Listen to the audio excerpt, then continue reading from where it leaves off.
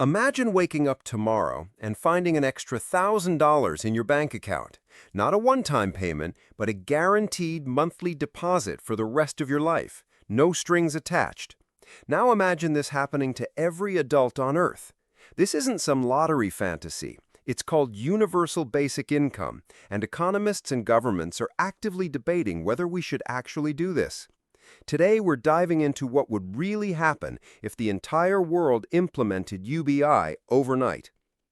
Here's why this matters right now. Artificial intelligence is eliminating jobs faster than we can create new ones.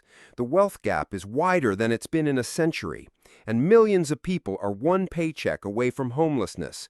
Some of the smartest minds on the planet think UBI might be our only way forward. So what actually happens on day one? First, extreme poverty essentially vanishes overnight.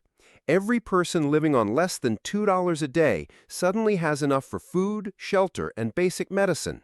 We're talking about liberating billions of humans from the daily terror of starvation. That's not speculation. Pilot programs in Kenya showed immediate improvements in nutrition and health when people got unconditional cash. But here's where it gets complicated.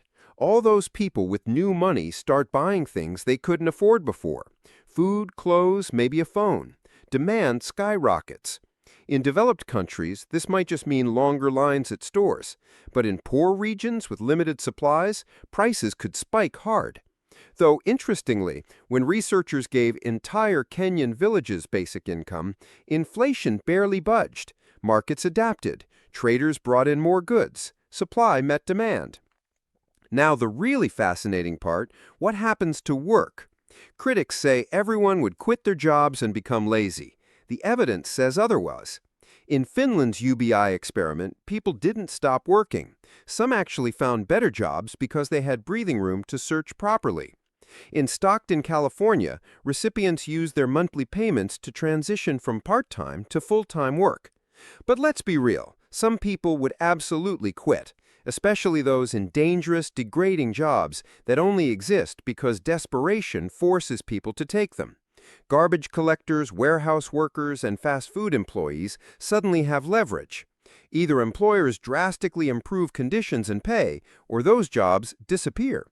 This terrifies some people. It should excite us. Within the first year, we'd see massive psychological shifts. Stress-related illness plummets. Mental health improves across the board. In every single UBI trial, recipients reported feeling less anxious, less depressed, more hopeful for the future. Now multiply that by 8 billion people. We're looking at the largest improvement in human well-being in history. Fast forward 5 years, society looks radically different. The concept of a traditional career starts dissolving. People still work, but differently. Maybe you teach yoga 3 days a week, sell crafts online, and volunteer at the local school. Your neighbor might code for a startup in the mornings and pursue photography in the afternoons. The 40-hour work week becomes a relic. Entrepreneurship explodes. With UBI as a safety net, millions take the leap into starting businesses. Most fail, but that's okay. Failure no longer means homelessness. The successful ones create jobs and innovations we can't even imagine. Silicon Valley millionaires aren't wrong when they say UBI could unleash unprecedented creativity. Education transforms too. Teenagers don't drop out to support their families. Adults go back to school to learn what actually interests them, not just what pays. In Manitoba's UBI experiment in the 70s, high school graduation rates jumped significantly. Imagine that worldwide. Suddenly we have billions more educated, skilled humans contributing to civilization. Crime drops dramatically. Not all crime. People still have conflicts and mental health issues. But theft, burglary, drug dealing for survival, those largely disappear. In Namibia's pilot program, crime fell by 42%. Police can focus on serious crimes instead of arresting desperate people stealing food. 10 years in, even deeper changes emerge. The very meaning of work shifts. We stop asking, "What do you do?" and start asking, "What are you passionate about?" Status comes from creativity, community contribution, wisdom, not job titles or salaries. Some people find this liberating. Others feel lost without traditional career paths to follow. Here's the uncomfortable truth. Not everyone thrives. Some people genuinely don't know what to do with freedom. They drift, maybe escape into video games, or worse. Society has to figure out how to help these people find purpose. We can't just hand out money and hope for the best. We need community programs, mentorship, ways to connect people to meaningful activities. 20 years later, we might not recognize society. Most manufacturing and service jobs are automated, and that's fine, because people don't need those jobs to survive. Humans focus on what we do best: creative work, caring for each other, solving complex problems, building communities. Art and culture flourish like never before. Imagine if every person with musical talent could actually pursue it. Every would-be novelist could write without starving. Every inventor could tinker without bankruptcy. We're talking about unlocking human potential on a scale we've never seen. But challenges remain massive. Funding UBI requires completely restructuring tax systems. The wealthy and powerful will fight tooth and nail to prevent it. International coordination seems almost impossible. How do you prevent mass migration from low UBI to high UBI countries? How do you stop inflation from eating away the benefits? These aren't small problems. Some economists warn UBI could backfire spectacularly.